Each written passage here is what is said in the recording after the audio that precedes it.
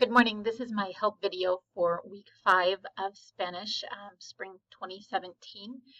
And I had promised a video about verb conjugations, and then I got an email from someone saying that the videos that I have posted in the weekly folder in Blackboard are, for some people, they're a little hard to read.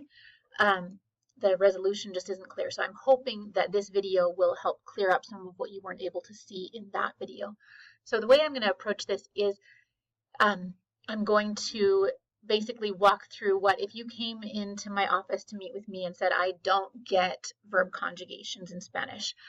This is how I would approach helping you with that question. So what does it mean to conjugate verbs? Why should I care? How is this going to help me speak and write in Spanish? So first of all, to address that question of what this is, what's the big picture? We do conjugate verbs in English. We just don't think about it. We don't call it that. I don't stop and say, wait, what is the correct first person singular conjugation for the verb to walk? I just say, I walk to work. So we use verb conjugations all the time, but we don't stop and think about it. And the patterns in English are a little bit simpler. We don't have as many different distinct conjugations as in Spanish. So Spanish does have all these distinct conjugations, which makes the language in some ways more flexible because we can do things like drop off the subject of a sentence because it's clear from the verb conjugation who the subject is. When we talk about conjugating a verb, all we're doing is we're changing the form of the verb to agree with the subject of the sentence. So like when I say, when you hear a kid say, I is hungry, and his mom says, no, I am hungry. What she's doing is she's teaching him how to correctly conjugate the verb to be for the first person.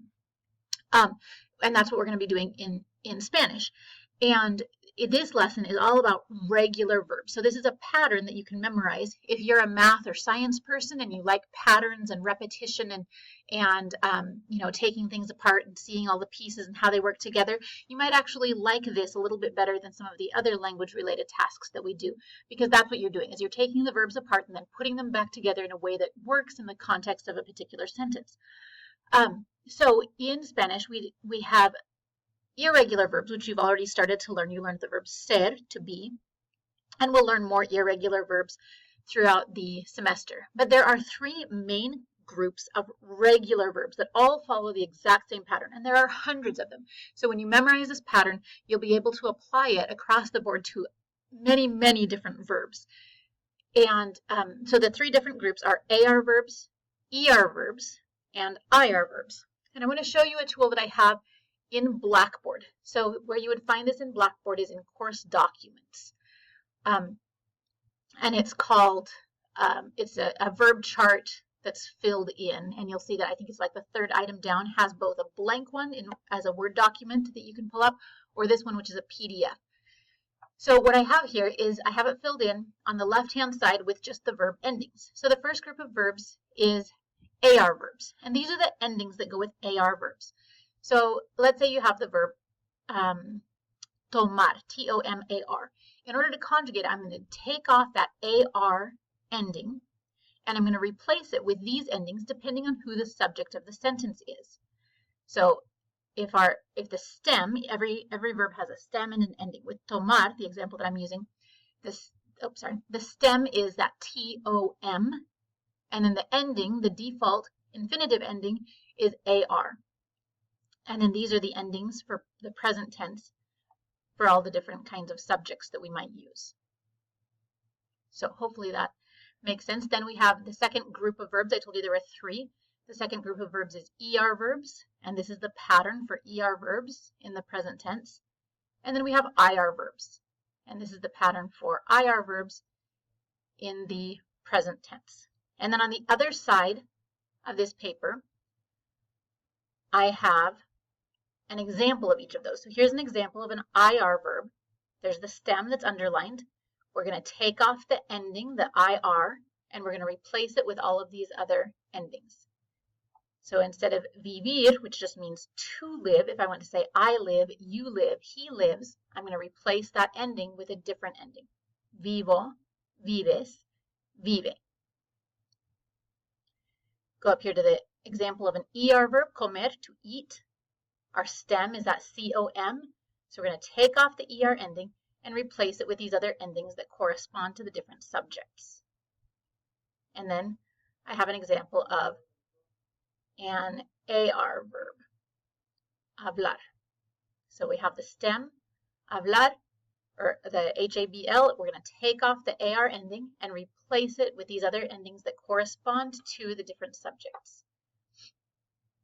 I want to show you something that I have here on this file where I have written or typed in here first person, second person informal, third person and second person formal, then down here singular subjects and plural subjects.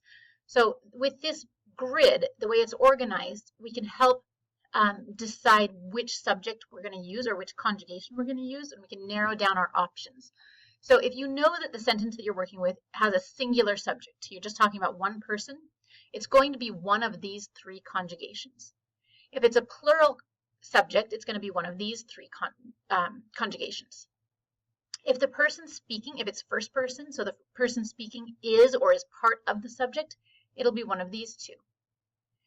If it's someone who you're speaking to in an informal setting, it'll be one of these two. Now remember that vosotros is only used in Spain, so we won't see that in any of the My Spanish Lab materials. But I do always include it here just so that you have that exposure because you will see it in other materials sometimes, or if you ever travel to Spain, you'll hear vosotros extensively. Then down here, this is for third person and second person formal when you're talking to someone who you don't know well, or in Latin America, talking to a group of people, whether formal or informal, you'll use ustedes. Now, a quick note about the subject pronouns and why we use these here. The reason that those show up in the conjugations is not that every subject is always going to be one of these pronouns, and that sometimes throws people off. They say, well, the sentence that I'm working with doesn't have any of these words in it.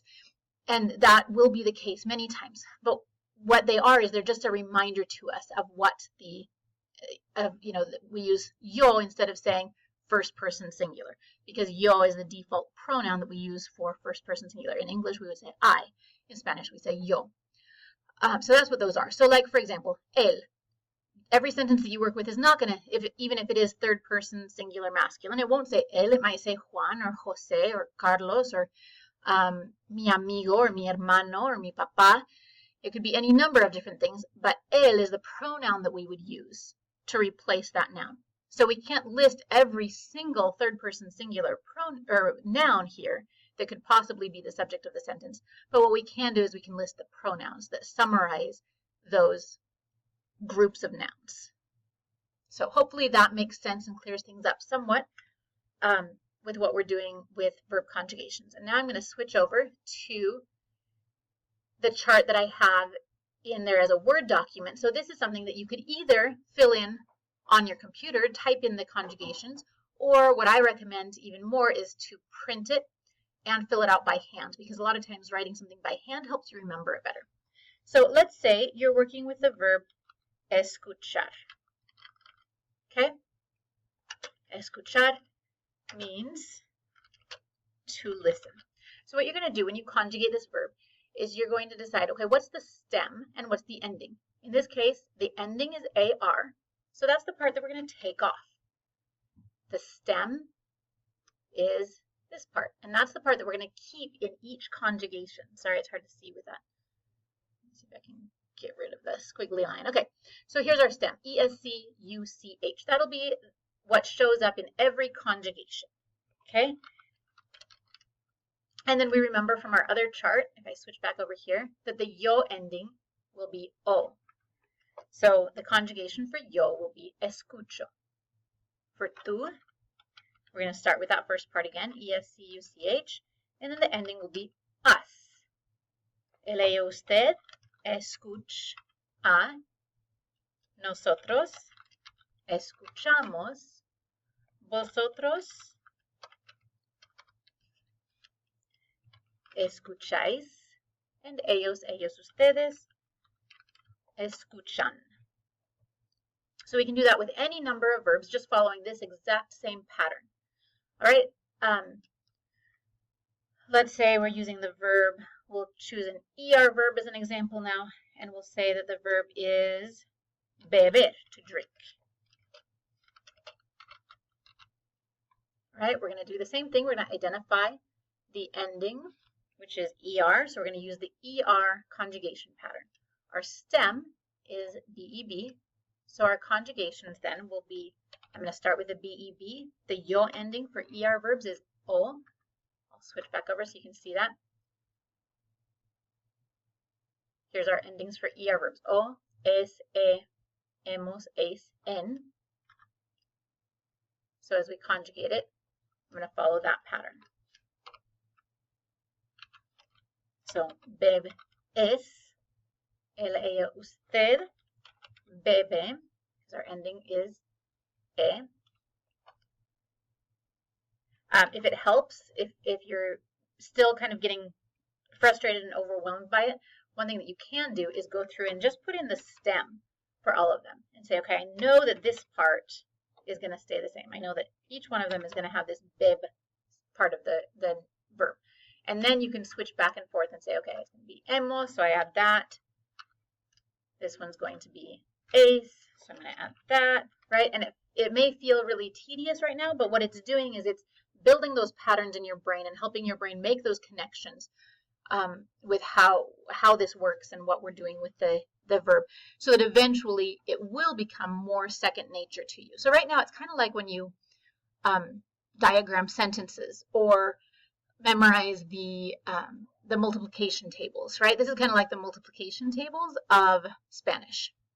So it sometimes feels like, well, learning what 5 times 7 isn't really going to help me that much in the long run. But it does, because you don't realize in your day-to-day life how much you are using what you know of multiplication in just little ways here and there when you're figuring out, estimating your grocery budget or anything like that. So same thing with verb conjugations. These are patterns that you're memorizing right now, and it feels really boring and dry, but it will build these patterns into your brain so that then you can pull them and you don't have to stop.